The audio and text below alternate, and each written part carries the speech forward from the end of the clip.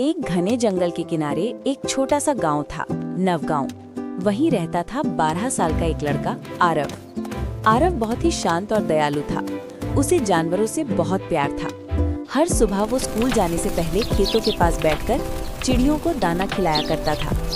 एक दिन स्कूल से लौटते वक्त आरव ने जंगल के रास्ते में कुछ अजीब सुना। सू सू जैसी धीमी कराह की आवाज। उसने पत्तों को हटाया तो देखा एक छोटा हिरण जमीन पर पड़ा था। उसकी टांग में कांटा गड़ा हुआ था और खून बह रहा था। आरव का दिल पिघल गया। उसने तुरंत अपना रुमाल फाड़ा और हिरण की टांग बांध दी। हिरण डर के मारे कांप रहा था, लेकिन आरव धीरे से बोला, डर मत छोटे दोस्त, मैं तुम्हारी मदद करूंगा। वो हिरण को गोद में उठाकर अपने गांव की ओर चल पड़ा। रास्ता लंबा था, सूरज ढल रहा था और पत्तों के बीच से आती ठंडी हवा उसके माथे को छू रही थी, लेकिन आरव ने कदम नहीं रोके। आखिरकार वो घर पहुंचा। उसकी माँ ने देखा तो चौंक कर बोली, अरे ये क्या उठा लाया बेटा? आरव बोला, माँ ये घायल है, बस जब तक ठीक हो जाए तब तक इसे रख लेते हैं। माँ मुस्कुराई, तू हमेशा किसी न किसी की मदद में लगा रहता है, ठीक है इसे आंगन में बांध दे। दिन बीतते गए। आरव रोज हिरण को हरी घास खिलाता, पानी पिलाता और स्कूल से लौटकर उसके पास बैठ जाता। हिरण की आंखों में धीरे धीरे डर की जगह भरोसा आने लगा।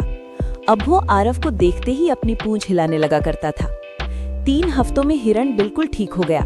अब वो आंगन में दौड़ता, कूदता और रात को आरव के पास बैठकर सिर रख देता। दोनों के बीच एक अनोखी दोस्ती हो गई थी, एक इंसान और एक जंगली प्राणी की दोस्ती। लेकिन एक सुबह जब आरव स्कूल जा रहा था, गांव में शिकारियों का एक दल आया।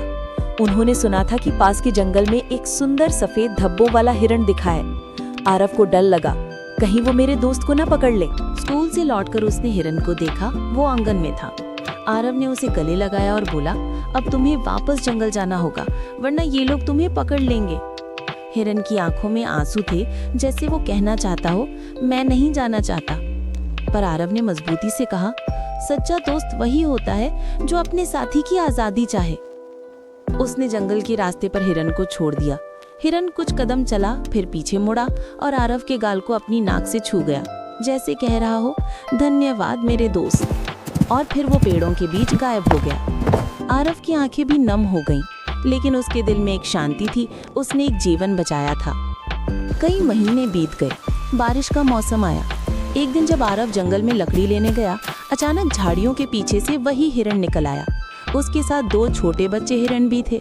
वो आरव के चारों ओर घूमने लगा, जैसे अपने नए परिवार से मिलाने आया हो। आरव मुस्कुराया।